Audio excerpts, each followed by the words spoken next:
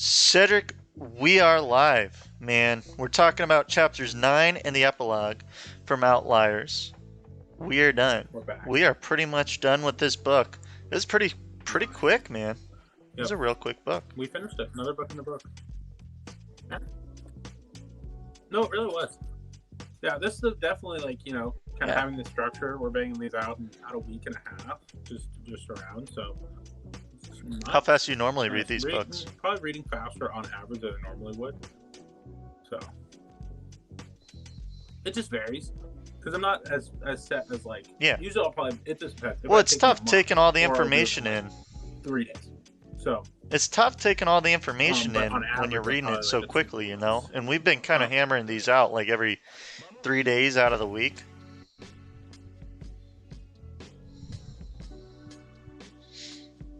Yeah, but I think it's been good because we've been talking about it. Like, talking about it for me is like causing me to retain more and also like really unpack it and kind of understand it. I mean, even like with Outliers, I think the biggest thing I learned from this book is having it been a book I've already read, already have ideas and thoughts about. I realized I totally missed the mark. I never realized how much he talked about the cultural legacy and how important that was to the whole thing. And I kind of take it with my own spin and just try to think about it as like you look for your. Well, what did you get from the cultural legacy the first few times you read it? A little bit in that.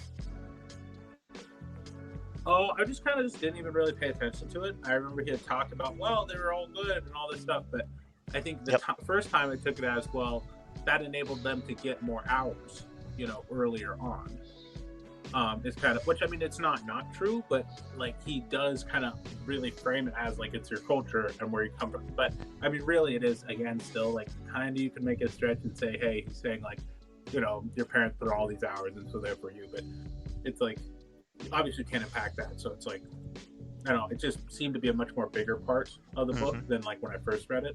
I mean, it's still kind of about experience and all that kind of stuff. That's kind of it's interesting you bring that up. I was kind of thinking the same thing. So, at first, when you mentioned the whole thing, it gives you more time, or at least you're able to put in more hours. I was thinking that too. He really structured everything around the 10,000 hours and saying, well, if you really want to be successful at something or really want to master something, you got to put in the 10,000 hours. And some people don't have the opportunity to put in those 10,000 hours because they're not as well off, or they've got a job, or they've got school, and it's all conflicting, and it's all not allowing them to put it in.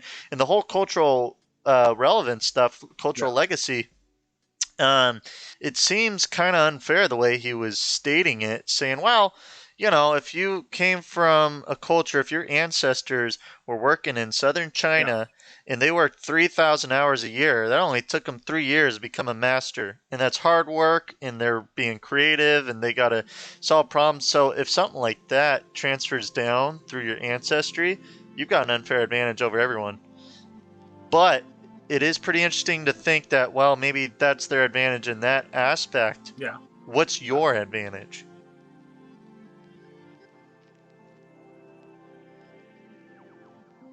Yeah, I think the interesting thing about this book, because we're taking it as like it's kind of like a self-helpy framework, but it's like really it's not. It's a writer's own commentary on this idea of outliers. Just like a thought I just kind of had. And if anything, the reason why he brings up this point is because his whole point on outliers is that outliers aren't just random; they're made. He's saying that one of the key factors is if you wanted to be a fantastic lawyer, you wanted to be a fantastic mathematician, you had to maybe have this heritage, be born during this time period in this place to have the best opportunity to become that outlier. And he's saying that there's so many things that have to be right. It's like it's not an outlier; it's multiple generations.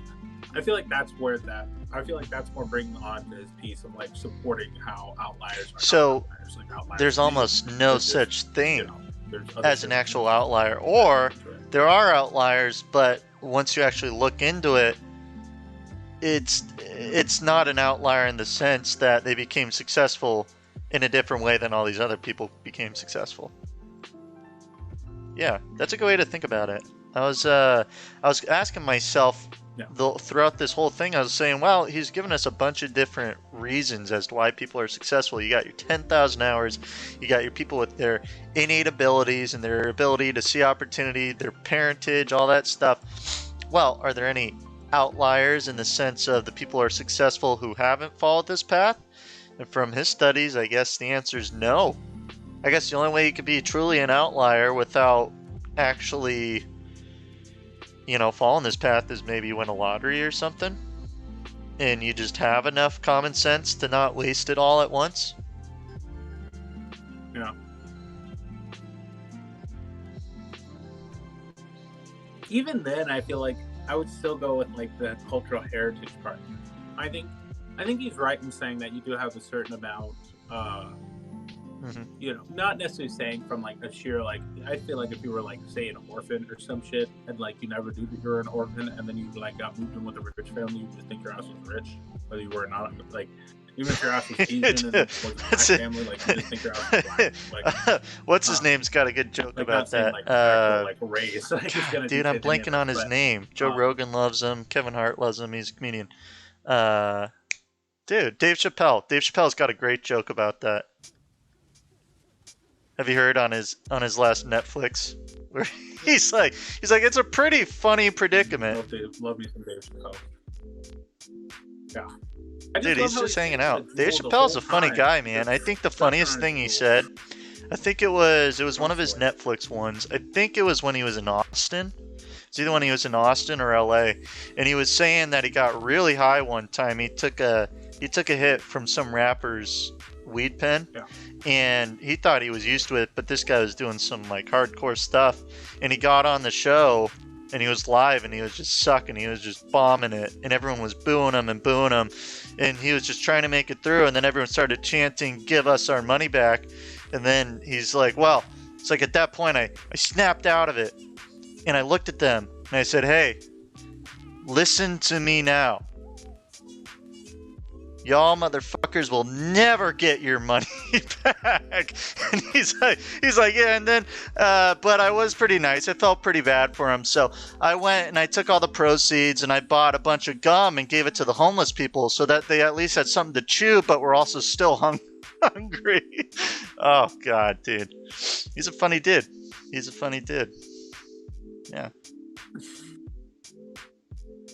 Mm-hmm. Oh, he's the best. Dude, Chappelle's a funny guy. Him, Kevin Hart, I've listened to a few of his. I don't know, man. I listened. He was doing one in front of like a basketball. It was in some kind of basketball court. I don't know where, but he was just jumping around and yelling and stuff. And it's like he's had some funny ones. The one where he's got the dollhouse and he's like, "I'm gonna hit my kid over the head with the dollhouse."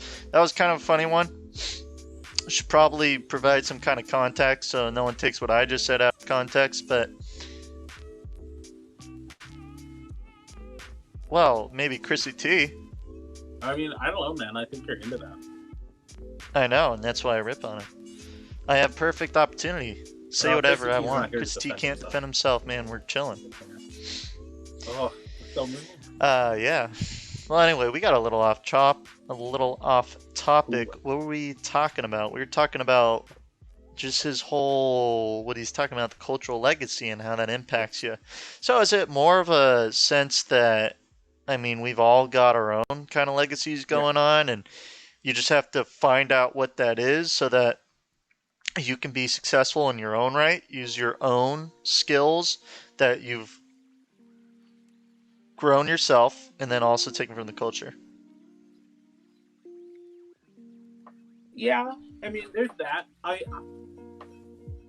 mean, I would say like totally, like that's like that. That's like definitely like this is. I feel like there's no real right answer. Like I feel like this part of the book, you just interpret it because it didn't really give you any framework. He just said it was important. And the way I like to think about it is more like figure out what you want to do, and then just decide that's what your culture did. Whatever it is. Like, you could say you're a great writer. Mm-hmm. Say it's because of all these great Irish writers, like say it was you, Irish or Italian writers out there. You just decide. Because there's plenty of people that were great in your culture at doing that sort of thing. So I always took it as, you know, and I think there's some power to come from that. Like, if you identify with, this is who I am, this is what we do, there are all these people before me that have done it, and I think it makes it easier for you to kind of push through.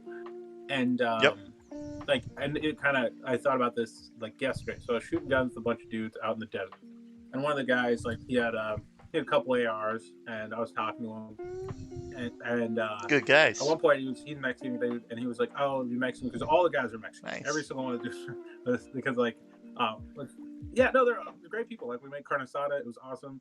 Yep. I was like the only non-Mexican dude there, and so that's why he just assumed I was Mexican, and because he was going to talk about what specific part of Mexico he's from. But basically, he was just telling me how, like, you know, it's like for him, it's like in his culture, like that's how he looks at it. It's like everybody's always had guns. Like, it's always been just something they did, and something they've always been a part of him, like him and his family and everything. And so, like, with that, it's like that gives him so much more, you know, power. Yeah, it's like firearms, whatever, but you can use that same principle towards anything. And I feel like that's how I always took it. I always took it as like, well, if I want to be the greatest boxer in the world, then it's Muhammad Ali. It's, you know, Floyd Mayweather. You don't have the same, and you don't have the same body type and all that stuff going on too. Dude. Like, you know, they don't have that same cultural affiliation. That's true. Yeah. Well, I mean, none of those dudes really do. Like, but it must come from the culture. Yeah, Pacquiao. But I mean, where's he from? I heard something about it. He took, Philippines. He took something. I thought I saw something. They were talking about how in the Philippines they were kind of down and out or something like that. And then he went and he made a huge name for the Philippines, and he really brought a lot of pride, you know, to the Philippines, pride back to the culture. And he must have taken something.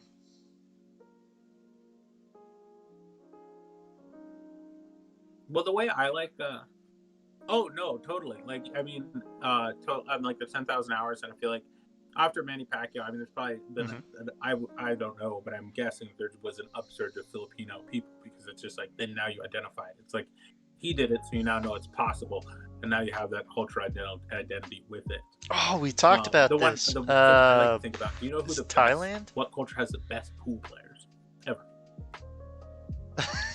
So they got Pacquiao and they got pool. Remind me not to go there and get in a fight or play pool. Now I'm gonna Google it. Get in a fight after I lose in pool. I want to say they do. It might be Thailand, but one of those countries. And it's just like, yeah. But it's one of those countries, and I feel like even with that, it's like it's in the culture. It's part of what they do. So it's like from a very young age, you're putting in your hours, you're doing all this work.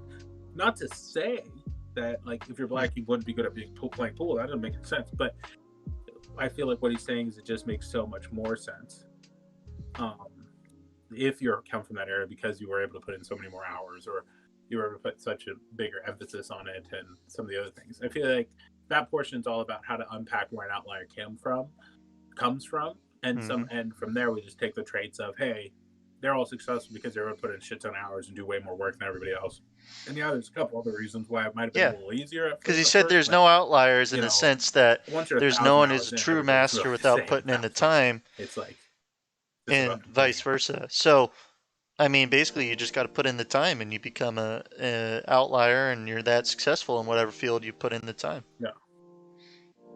If only that were true for golf. I was thinking about that. I was playing golf the other day, and I noticed, I was thinking, well, God, man, what if I put in 10,000 hours? Do you really become good at golf, or do you have to put in 10,000 hours of the right kind of golf? I guess that's something to kind of find out, you know?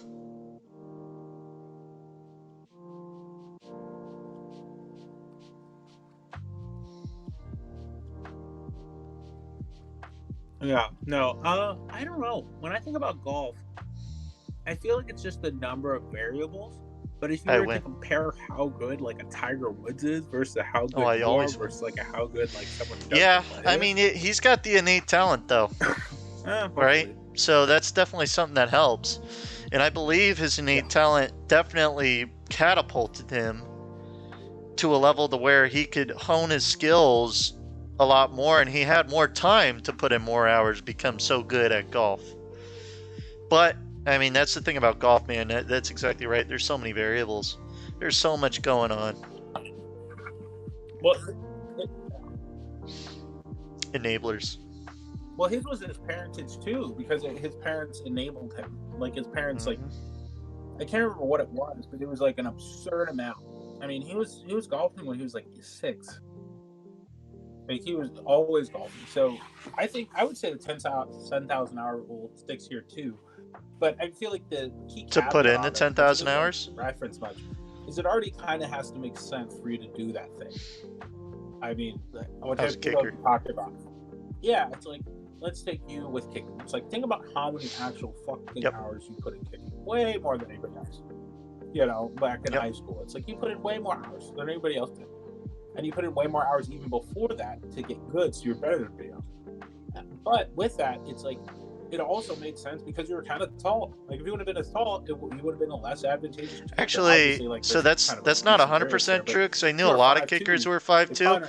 But the thing is, if you think about it on a physical standpoint, in terms of physics, you know, like math, science, I mean, there's more torque. There's more torque because if you're taller, there's more force in torque, right? So length and God, I'm not going to embarrass myself. It's been a while, but I know that's the case. But there was a guy who was a punter, and he was only like 5'1", and he could punt that ball like 60 something, 70 yards.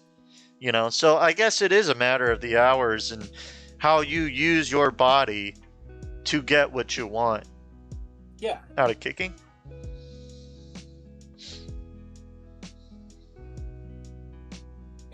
Yeah, and not to say that there might not be some people out there that can supersede that, but I feel like in the general sense, he's just saying, like, you kind of need to already make sense. Otherwise, I mean, then it's about innate ability. It's like that kid was probably better because of some other reasons physically than everybody else. But I mean, you know, I'm more just saying in the general sense too. In the general sense about outliers, like, this list of people are just crazy. That guy's going to the CIA. You can speak 7 languages, you're like 8, and you can do 7 you know, that actually brings up a pretty important question. So, you know, is it possible then to be successful at whatever you want?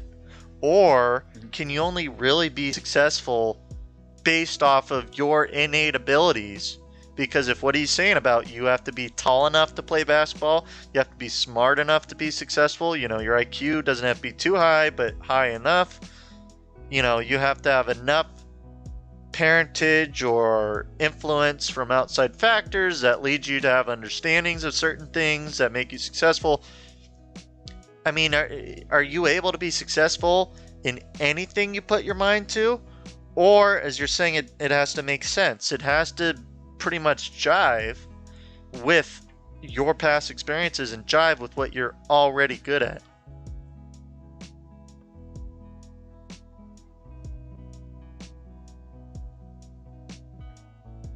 I would say, like, no, but I think all that happens if it doesn't is that then you have to get all those experiences. So it's like, you're like, well, I want to go be a ballerina with no experience or whatever. It's like, you could become maybe the best ballerina ever, but if you're 50, you don't have the lifetime it takes to become that. So it's like, you might die before you ever reach your goal. That's right. I'm using Chrissy T's computer to touchscreen. I just moved what are your thoughts, though? Video off. What are my thoughts? No, I mean, I think it's right. I think the biggest thing, man, is just an understanding of time. That's one of the biggest things that you said that definitely sticks with me, and it definitely adds to my idea on accomplishing things, on why it's so important to try to be successful. I mean, the biggest reason why anyone does anything is they want to be happy, right? I think there's a philosophical saying, I don't know who it was, it might have been, I think it was after Alexander the Great died in that little period, and I think one of the big 4 philosophies, one of the guys said, well, what are people, or is Aristotle, I don't know, but one of them said, hey, you know, what are people really looking for? They're looking for happiness, because you can gain happiness and you can't really, you don't say, oh, I want happiness for this, or I want happiness for this. Happiness is kind of the end goal. That's, everyone just wants pleasure. Everyone wants happiness. You look at the book we just read, Catching Fire, everyone wants pleasure. Pleasure leads to happiness. That's why, unfortunately, people are able to be taken advantage of by these people who understand that, and that's why we're in this transformational economy where a Starbucks cup of coffee costs $4 when really it should only be 50 cents, you know? So everyone wants pleasure. Everyone wants happiness. Yeah, go ahead. One second, I just have to tell you. It was the worst sight I ever saw. I was driving the car, going to the gas station, grab some gas. It's right next to a Starbucks, I understand. And I pull around the corner, I see that there's a bunch of cars in line. I'm like, what's happening? What'd you notice? And I look over, and there's Starbucks.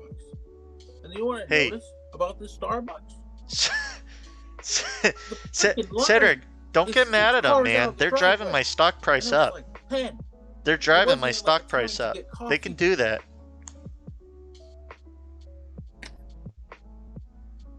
That's fine. That's planned. You know what I want to do? And we might as well invest in Starbucks too. You know, I got them at $75, and everyone was making fun of me. Everyone was saying, "Oh, I can't believe you bought Starbucks. Oh, it's not going to go up." I remember you told me, you're like, "That's a recession-proof stock. That's a good idea. It's going to eventually go up." But everyone else was making fun of me, and now it's up over 100.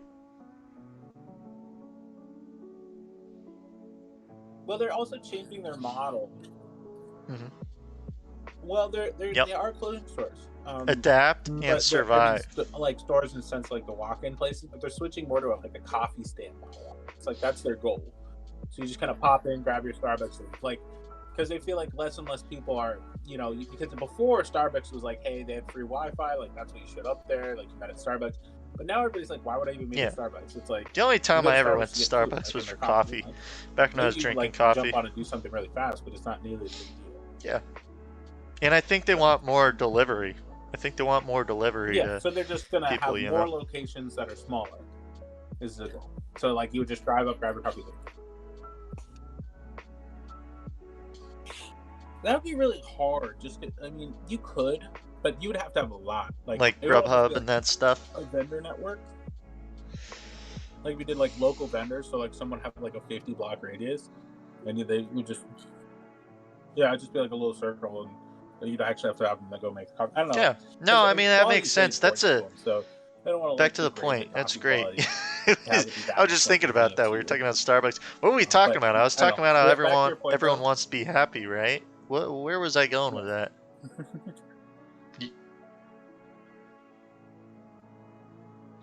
Oh, we were talking about time. You know what? That's where my mind goes, man. I go on one tangent leads to another. I lose myself. We're not good for each other. We go on tangents. We keep going. Yeah, what I was saying is because everyone wants happiness, right? Well, something that's very important that a lot of people don't take into consideration is I think people get so entranced in this idea of trying to gain happiness that they lose track of time. And I think they lose the understanding of how important time is, right? So for this 10,000 hours and how you spend your time and all this, what you said to me, I don't know if it was on one of these talks, I don't know if it was before, but you said, oh, after reading this book, it made me realize, you know what, if I'm going to do this, I got to start now. And you were referencing that 10,000 hours. You want to be successful, you want to be a master, you need to start now. Because that 10,000 hours is like 10 years if you're slowly increasing the amount of hours every year.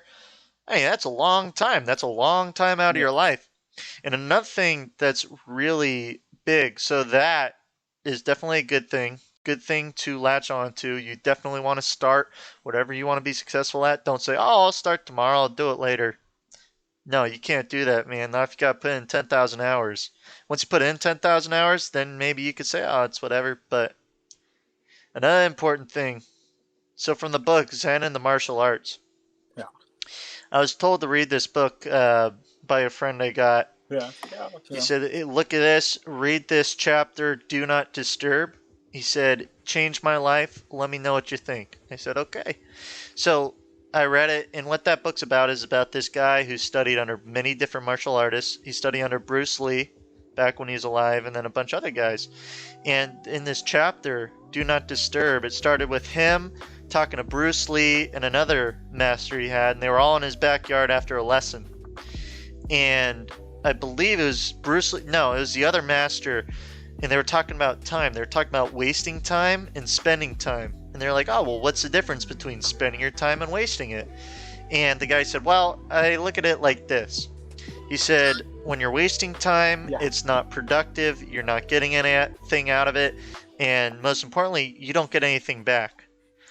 But he said, when you're spending time, it's productive. It's what you want to do, and you enjoy it. and you experience it and you take it in, and that time was well spent. And so, talking about this, I believe what happened was Bruce Lee said, "Hey, hold on, I gotta take a call." And he went and he took a call. He came back and they said, "Oh, well, what was that call?" He said, "Oh, I called this guy. I told him we weren't going to meet today. He's going to waste my time." So basically, what I took from that, I mean, it's very important, man. All we've got in this life is time, right? When the money runs out, when we're getting older, when we're not as agile, when we're not able to become a ballerina because we're 50 years old and our joints are bad, all I got is time, man. All I got left is time. So it's important, I think, to understand right now that you should start to utilize your time the way you want to utilize it, because you're never going to get it back. You are never going to get it back. So you might as well start now. You might as well get that 10,000 hours in now. And maybe don't wait till you're 60 years old and say, "God, I wish I did that. God, I wish I learned how to play the piano when I was 20 years old. What an idiot." No, 100%. Oh. Oh. Yeah, it's like it's a people whole always say, lifetime, "That man. would have been so good if I would have Yeah. started." Like, it's funny. It takes I a mean, that's lifetime to figure out that it takes a lifetime to be good at something. Do I know who? And then you're never good at anything. Yeah. Oh, I was talking to someone. Oh, go. Oh, I was just saying, I was talking to someone about like Yeah. the fun natural freedom kind of stuff, and I was saying to him, I was like, it's crazy how people will say, that's too much work. Like, I don't want to be financially free in say 10 years because that's way too much work. And then I tell them, So, I was like, what's interesting? I was watching, so Tom, for anyone watching this, Tom's going to be joining us on our next video, which it seems like might be next, Thursday? So not this Thursday, but next Thursday, if we're going every Thursday, Sunday. Oh, we could go Sunday. That's a good point. So we'll start on Sunday. But anyway, he sent me this video and he was talking about, this CPA was talking to this guy from, what was it called? It was California Intel. It was the Epoch Times, whoever those guys are.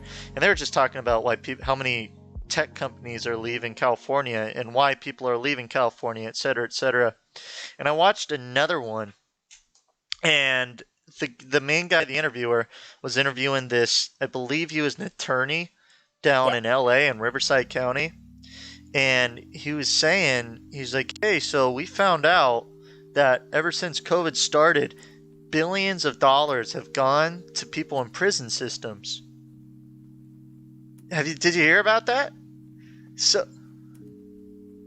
No.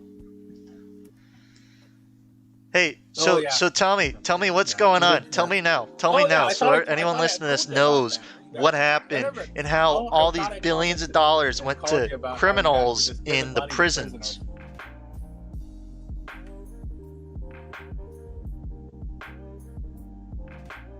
Cedric, it doesn't matter. What matters is billions of taxpayer money is now gone. Went to people who are allegedly criminals. It doesn't matter, man.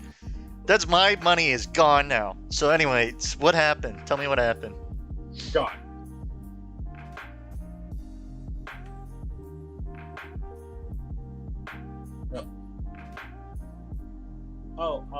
So basically what had happened is a bunch of criminals figured out they weren't checking the unemployment database with the criminal database for California penitentiaries. And so the dudes would just apply, they'd get their checks, they'd either ship them to their house or they'd ship them to the prison itself in some cases.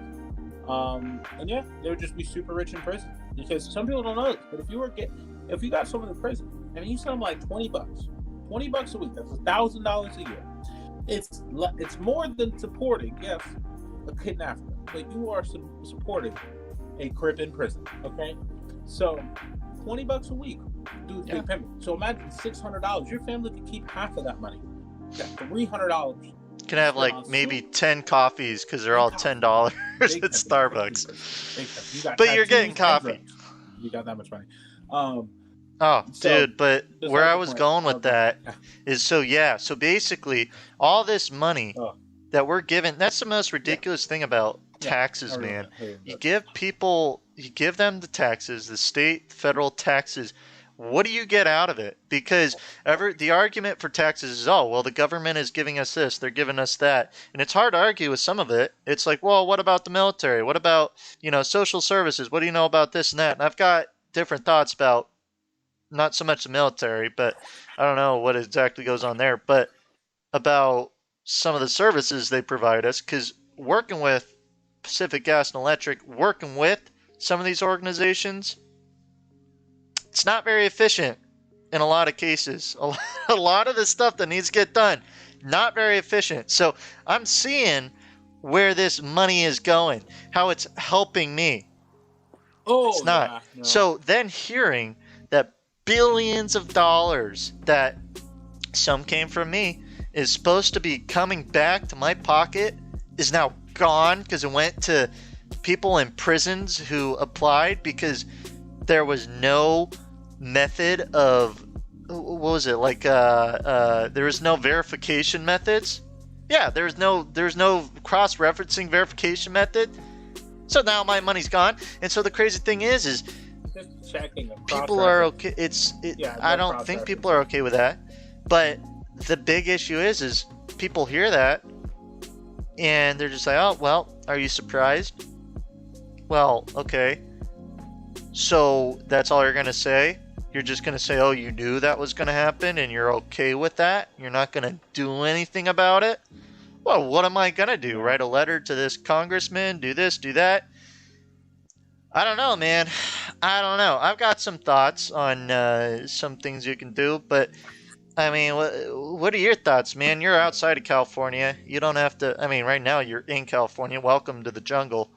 But up in Washington, I mean, what are your thoughts, man? Is there some kind of solution to that? Is an individual able to really even accomplish something? Yeah.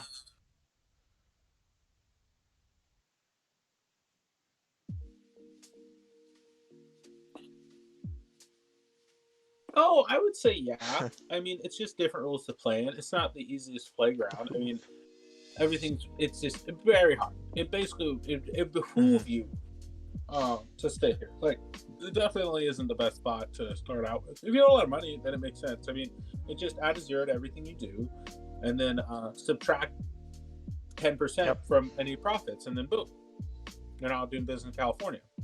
And then extend the time that it takes to do things. And speed up certain times it takes to do things to inconvenience you. And that's basically, boop, you're done. Yeah. You're in it. Or you can just go somewhere else where it's not nearly as hard. And there's way more opportunity for growth. Yeah, there's it's not a big difference. That's the issue. It's like you want something that's the percentage change is not that big. You want something that goes from 10 cents to $1, not something that goes from $1 to $1.10. Or from 1 cent to 10 cents, I guess. So it's pretty tough that no one, I guarantee it, not a lot of people think about. The people that are leaving California, I am 100% positive think about this. But one of the books I've brought up a few times that I think is awesome, it's great for understanding how people's minds work, and by that logic, how to work with people and how to understand certain things so you don't get caught up in psychological traps.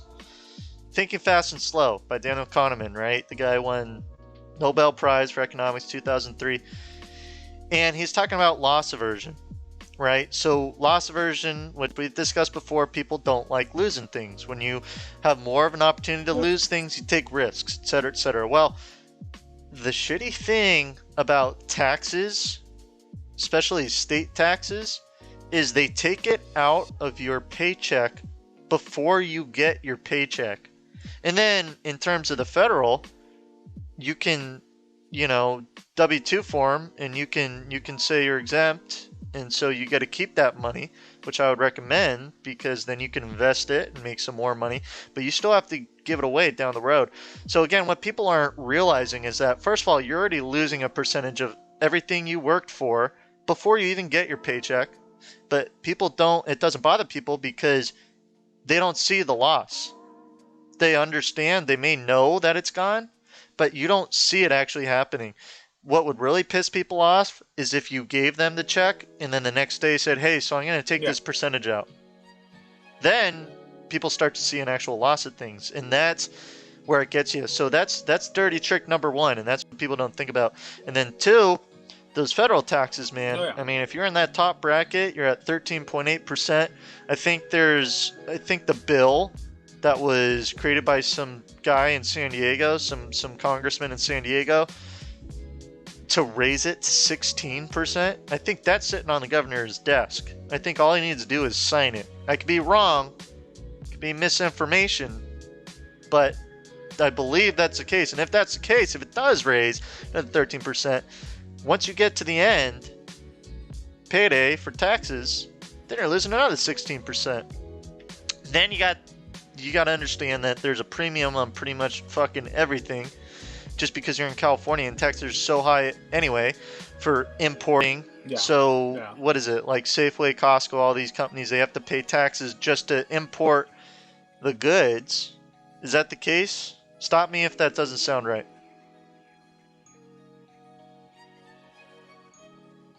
Yeah, oh, gas too.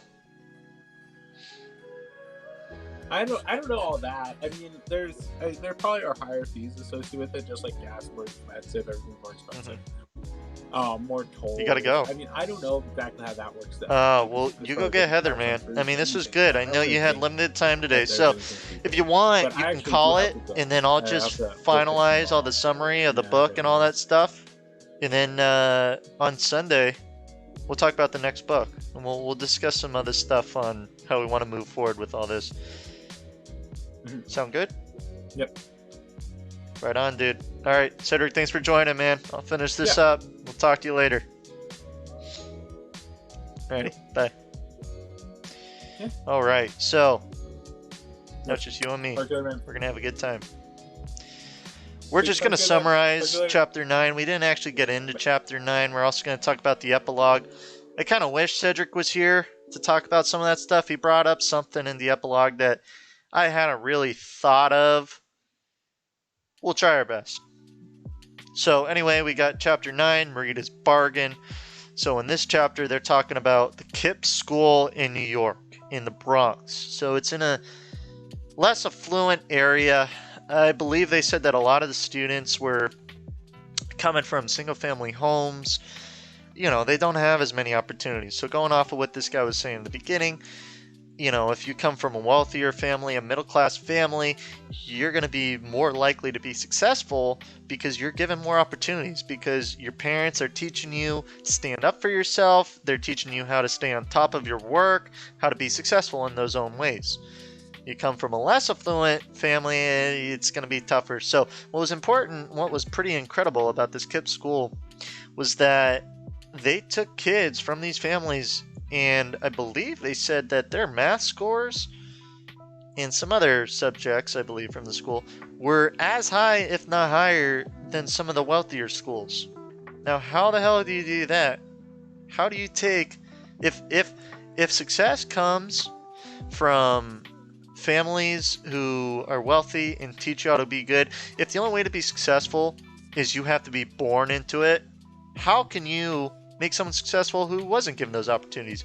Well, it's pretty incredible, and it goes back to the cultural legacy that he was talking about in this chapter. It goes back to what Cedric and I were talking about. It's not that you have to be born into these situations. It's that you have to see your opportunities and you have to grasp it. You got to take your opportunity. Find what you're good at. Find the time. Become a master. 10,000 hours, you can do it. And that's what they did here. Because what they did is they found that, well, I believe what they thought was that in order to learn successfully, in order to not go insane, there was some kind of study that showed that the more education you had without stop led to insanity, a lot of other mental issues. I don't know where they kind of left off on that in the book. They just kind of brought it up. And so that's where summer vacation comes into play. That's why there were those 3 months where people were taking time off, you know, for kids to take time off to rest and recover. But what happened was they did some studies, they did some tests of some students, I believe, in first grade all the way up through 5th grade. And they found that by doing 2 tests, one at the end of the year in spring, and then one at the beginning of the year in the fall, in like August, they found that the wealthier kids seem to retain or learn more information from the last year throughout the summer, while the poorer kids or the less well-off kids actually learned more over the school year. And the reason why is because some of the well-off kids, their parents took them and they made them study during the summer, and they made them learn, and they made them work and, you know, retain the information. But some of those less well-off kids, they just played around and they didn't put in the time. So it's a little unfair if you look at it that way, because how is a kid going to be successful if they're not told? Kids are like Play-Doh, they're very moldable, or clay. Clay might be a better example. So how is a kid going to do that? Well, that's what this KIPP school went out to try to fix, and it sounds like they did. What they did is they shortened the summer vacation, and they made the kids work a lot harder for a lot longer. They made sure they had the same, well, you know, reasonable amount of sleep.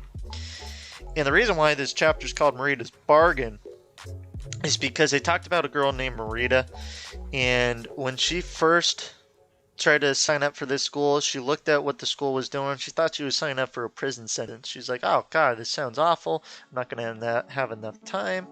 It's going to be terrible. Well, what ended up happening was that after she got into it, she realized, hey, you know, this isn't really that bad. And actually, I'm learning a lot more. And actually, I'm being a lot more successful. I'm waking up at 5:30 every morning. I'm going to sleep at 11. I'm being successful, and you know, I'm happy, I'm doing my work. And she ended up going to a nice college, I think. I believe that's what they said.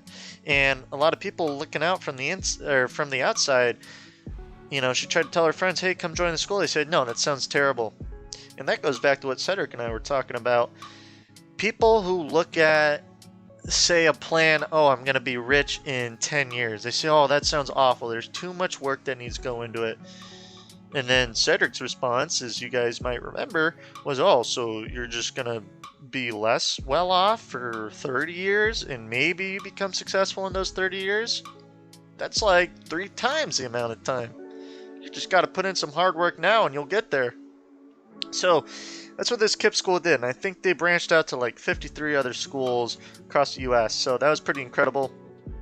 I think I'm going to look into that a little more. I like the idea of education and educating kids. I think a big issue right now is a lot of people aren't talking about what our kids are going through with all this coronavirus stuff going on. It's real unfortunate. I think the biggest thing is that kids are not having in-person classes. That's tough, man. That's tough. I remember I was in college, I tried taking a class that was online. I took for about a week and I stopped. I changed classes because I had to do something in person, man. It just wasn't for me. For some people, I understand. You know, you don't have the time. It's better to do online. I understand. But I personally believe, and I would like to have a nice conversation about this. I would like to learn more about it. I would like to learn how people learn best. I just believe that person-to-person contact is so important. And I believe that education, especially in our children who are the most moldable individuals, who are going to be our continuing legacy, who's going to be the next generation to make big changes in the United States and the world for people as a whole, the human race. You know, we need to give them a lot more. We need to pay a lot more attention to them. We need to pay a lot more attention. We need to help them out a lot more. You can't look at them as collateral damage to this coronavirus stuff. Okay, I understand a lot of people are afraid because coronavirus can spread.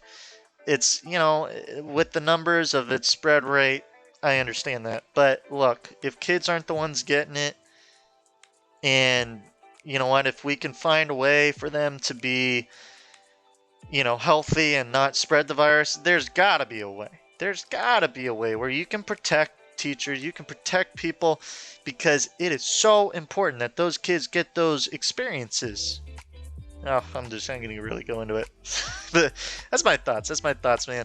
I think that we need to spend more time with kids, and I think that in order for human race, for people to be better, we need 2 things. 1, we need to have a lot more understanding for each other. But 2, which leads to number 1, we need to find a way to work, well, to have more opportunities to learn, right? You can't force someone to do something. It's impossible. You can lead a horse to water, you can't make them drink. But what you can do is you can hopefully tell people and bring them the opportunity to work together and say, hey, this is how you learn, and you give them the opportunity to learn things. When people learn things, maybe they can capitalize on it. Who knows? Maybe they capitalize on it, maybe they work together, maybe they create the next rocket ship that goes to the moon or to Mars. Look at what Elon Musk's doing. Look, it's all through understanding, it's all through communication, it's all through cooperation. And you know what? Imagine a world where everyone cooperated and everyone worked together. That would be pretty incredible. And I don't appreciate all these labels that people give each other. Right, left, middle, libertarian, whatever. None of that stuff matters. What matters is that we're all people and we are all able to communicate with each other. And if we can find a way to communicate effectively to where we can understand each other and build off each other's ideas, understand that we're not all trying to attack each other, we just want to be understood ourselves, we can accomplish a lot. That's my thoughts. I think we can accomplish a lot. So anyway, moving on to the epilogue. They're talking about Jamaican story. They're talking about Malcolm Gladwell's mother. She was given the opportunity to become successful, which led to Malcolm Gladwell, the author, becoming successful. And it seems like it came from a cultural legacy because she, I believe, was the daughter of a Milano family. Milano family was when a white individual married or had a child with an, well, I guess this would have been in Jamaica, so a black individual in Jamaica, and they had a mixed kid. And with that mixed blood, if you want to call it that, they were given more opportunities. They were given opportunities to vote and to, you know, they had more rights, etc. So being a daughter of someone, or maybe she was a granddaughter, but she had more opportunities because her ancestors were given more opportunities. So again, it's a cascading effect that builds on itself. And she was able to go to a nice school. She met a man. They moved to Canada. They're very successful. You know, again, it's cultural legacy. If her grandparents or parents, whoever it was, wasn't given the opportunity, it would have been a lot tougher for her. And that's really what you can just take from this book, man. I mean, you can't solely base success off of your own merit. Fortunately, it just, we're not all as individual as we'd like. It seems like it comes from the forest, as he described in his metaphor in the beginning. The tallest oak tree does not grow to be the tallest on its own. It matters the amount of sun it's getting, the soil that it's planted in, the fact that a lumberjack doesn't cut it down before it's, you know, too tall or tall enough. I mean, there's a lot more factors that go into it, and it's just a matter of looking at all of it. And the cultural legacy seems to be a huge part of it. So in order to be successful, you know, understand that maybe you weren't given the same opportunities as someone else. Maybe you weren't born the child of Bill Gates or Jeff Bezos or whatever. You know, obviously those kids or those people, they're going to have a lot more opportunities just because they're born into that. But you can't fret about that. You can't worry about that. You're just going to go insane. You're just going to make yourself insane. You got to accept that that's just the way things are, and you can be successful in your own right. And if you understand that you have innate talents that other people don't have, and you find a way to use those talents to become successful in that own way, you'll become successful. You just got to put in the time, the 10,000 hours, 5,000, uses flow state. I really like flow state, so you can't deny me that. I love this flow state stuff. Listen to that chapter on Steel and Fire. Listen to that book we discussed in the very beginning if you can. I think it's huge. Peak human performance is huge. And I mean, you can do it, man. Anyone can do it. Anyone can be successful. You just got to know where you came from, know what your personal strengths and weaknesses are, and capitalize on your strengths. Understand your weaknesses, capitalize on your strengths. It's as simple as that. So anyway, I am going to cut it off here. I had a few questions I was going to ask Cedric, but unfortunately, again, he had to go. He's down in LA, or Oceanside, with his family, and he was picking up his girlfriend, so he had to leave us. But we will get back. We're going to have, again, another buddy of ours. His name is Tom. He wants to go by his online persona, Tom Sterling. That's why we changed our name to Sterling's Culture Club. He's going to come on. We're going to have a lot more exciting conversations. We're going to discuss more books, and I think we might be changing it up a little bit. We might be getting a little more into some cultural things. The big thing which I'll discuss with these guys is I don't want any of these conversations to be politically charged. I don't want it to be attacking or defending anyone. I understand in certain ways it can be attacking. I was talking about taxes in California earlier. You know, that's just how I feel.